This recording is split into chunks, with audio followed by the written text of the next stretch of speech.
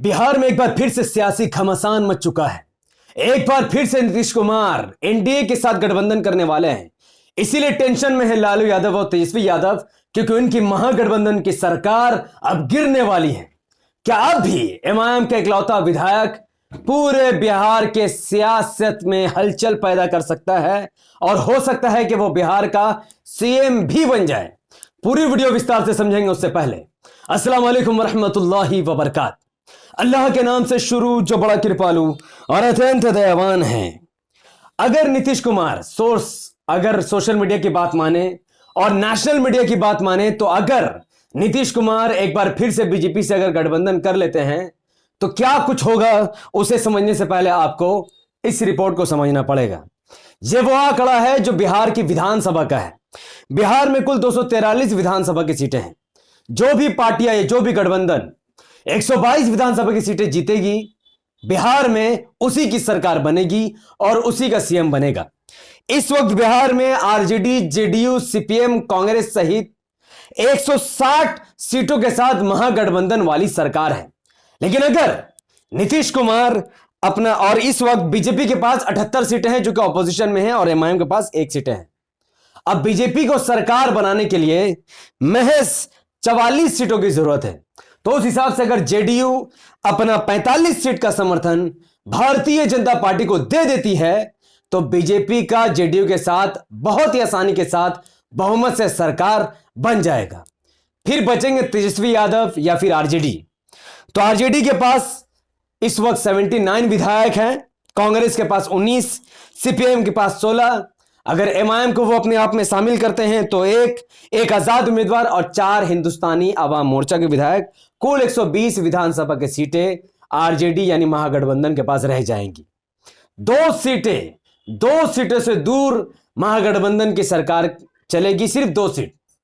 हो सकता है कि बीजेपी के 2 विधायक या फिर जेडीयू के 2 विधायक तेजस्वी के साथ संपर्क में हो। यही वजह है कि तेजस्वी यादव ने बिहार के राज्यपाल से एक वक्त मांगा है ताकि वो अपनी बहुमत को पेश कर सके।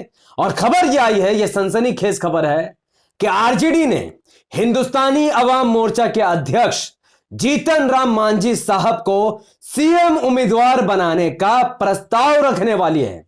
यही सीएम बनाने का ऑफर आरजेडी एमआईएम को भी रखती, लेकिन तेजस्वी यादव यह बात शुरू से जानते थे कि बिहार की सियासत का कोई भरोसा नहीं, नीतीश कुमार कभी भी उनको धोखा दे सकते हैं। तो अगर आज एमआईएम के पास 5 विधायक होते तो आज यह ऑफर एमआईएम को जाता। इसीलिए आज से 6 महीने पहले ही एमआईएम के 4 विधायकों को तोड़कर तेजस्वी यादव ने मुस्लिम नेतृत्व को बिहार से खत्म करने की कोशिश की और 4 विधायक को आरजेडी में शामिल करा दिया। इसीलिए सीएम बनने का ऑफर एमआईएम को नहीं बल्कि तेजस्वी यादव ने हिंदुस्तानी अवाम मोर्चा यानी जीतन राम मांझी साहब को दिया। अब इस तस्वीर को पहले आप समझिए। इस तस्वीर में एक कॉमन चीज है, 2 टकले बैठे हैं, वो कॉमन नहीं है। एक होम मिनिस्टर है और एक तेजस्वी यादव जी हैं। इसमें कॉमन यह है कि बीच में होम मिनिस्टर यानी बीजेपी के खलनायक नेता अमित शाह हैं, दाहिने तरफ नीतीश कुमार, बाएं तरफ तेजस्वी यादव। कॉमन यह है कि दोनों के दोनों यानी तेजस्वी यादव और नीतीश कुमार दोनों ही यह बयान दे चुके हैं कि एआईएमआईएम और उनके नेता असदुद्दीन ओवैसी साहब असल में भारतीय जनता पार्टी के एजेंट, आरएसएस का एजेंट, बीजेपी का बी टीम है। लेकिन तस्वीर में आप देख सकते हैं कि बीजेपी के साथ हंसकर मुस्कुराता हुआ बैठने वाला कौन? नीतीश कुमार और तेजस्वी यादव। ये दोनों मुसलमानों को, बिहार के मुसलमानों को भड़काते हैं एमआईएम के खिलाफ। क्यों? क्योंकि ये दोनों जानते हैं कि बिहार में मुसलमानों के बिना राजनीति या फिर सियासत करना नामुमकिन है। क्योंकि बिहार में जो मुसलमानों की आबादी है वो है 2,31,49,925। बिहार का कुल आबादी का 17.70% हिस्सा मुसलमानों का है। इसका मतलब जानते हैं आप, अगर बिहार का 17.70% मुसलमान अगर एक ही पार्टी यानी एमआईएम को अगर वोट दे देगा तो बिहार में एमआईएम अकेले अपने दम पर सिर्फ मुसलमानों के ही वोट से 40 से 50 विधायक जीत सकते हैं।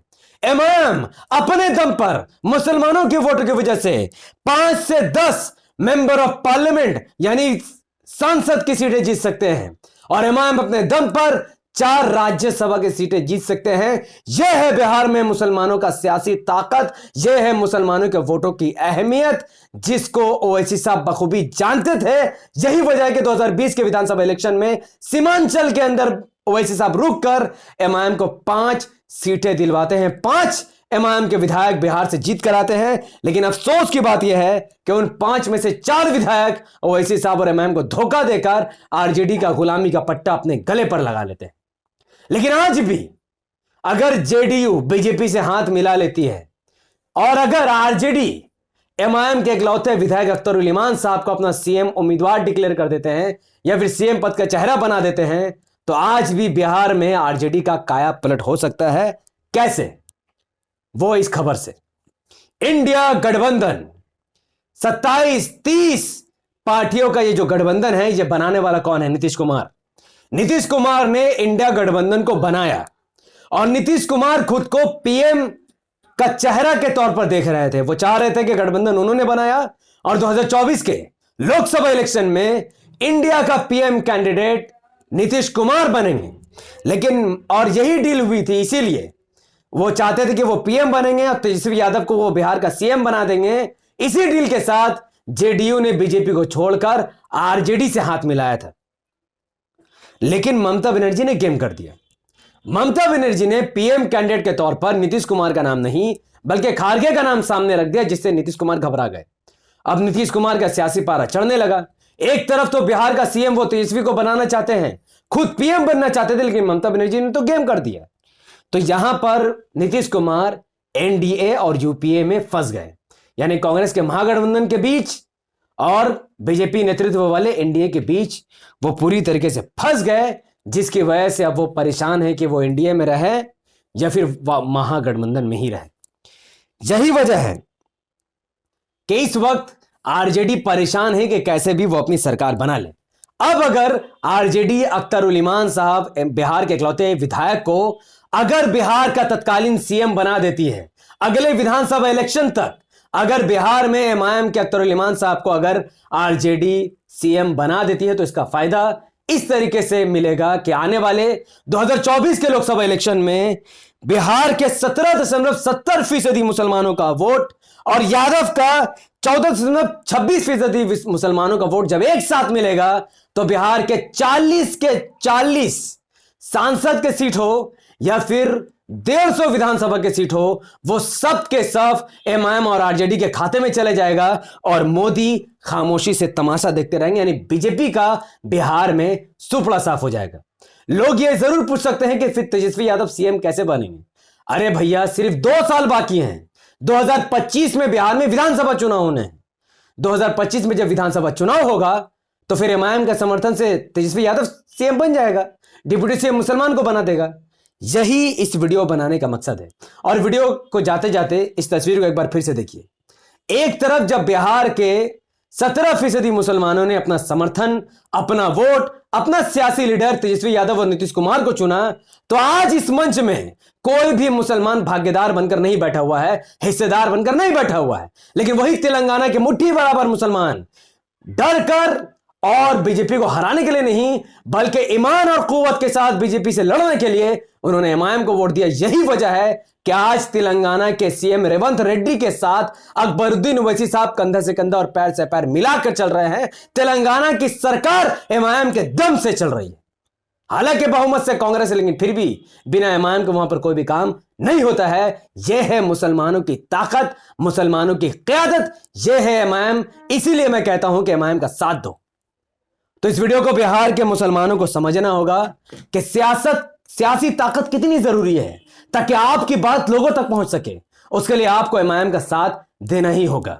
तो अब अगर आरजेडीयू बीजेपी से मिलती है तो यकीनन बीजेपी की सरकार बन जाएगी। लेकिन अगर आरजेडी एमआईएम के कैंडिडेट अख्तरुल इमान साहब को सीएम चेहरा बनाते हैं और 2 सीट बीजेपी या फिर जेडीयू से तोड़कर अपने सरकार में डाल देते हैं, तो फिर बिहार में ऐसी सियासी ताकत बनेगी कि बीजेपी और जेडीयू का सफाया हो जाएगा। बाकी आपका इसमें क्या नजरिया है, आप अपनी बात कमेंट पर रख सकते हैं। इस वीडियो को लाखों लोगों तक पहुंचाने के लिए इस वीडियो को लाइक कीजिए। इसके लिंक को व्हाट्सएप, फेसबुक, इंस्टाग्राम जैसे सोशल मीडिया के प्लेटफॉर्म पर शेयर कीजिए, अपनी बातों को कमेंट पर रखिए, हमारे यूट्यूब चैनल द पॉलिटिकल को सब्सक्राइब कीजिए, बेल को हिट कीजिए। अगर आप सब इस वीडियो को हमारे Facebook channel the political news पर देख रहे थे तो इसे लाइक और फॉलो कीजिए, 5 बड़े ग्रुप में शेयर कीजिए, मुझे अपनी दुआ में याद रखें। बहुत बहुत शुक्रिया। वाखिर दवाना अनिल हम्दुलिल्लाहि रब्बिल आलमीन। अस्सलामु अलैकुम व रहमतुल्लाहि व बरकातहू।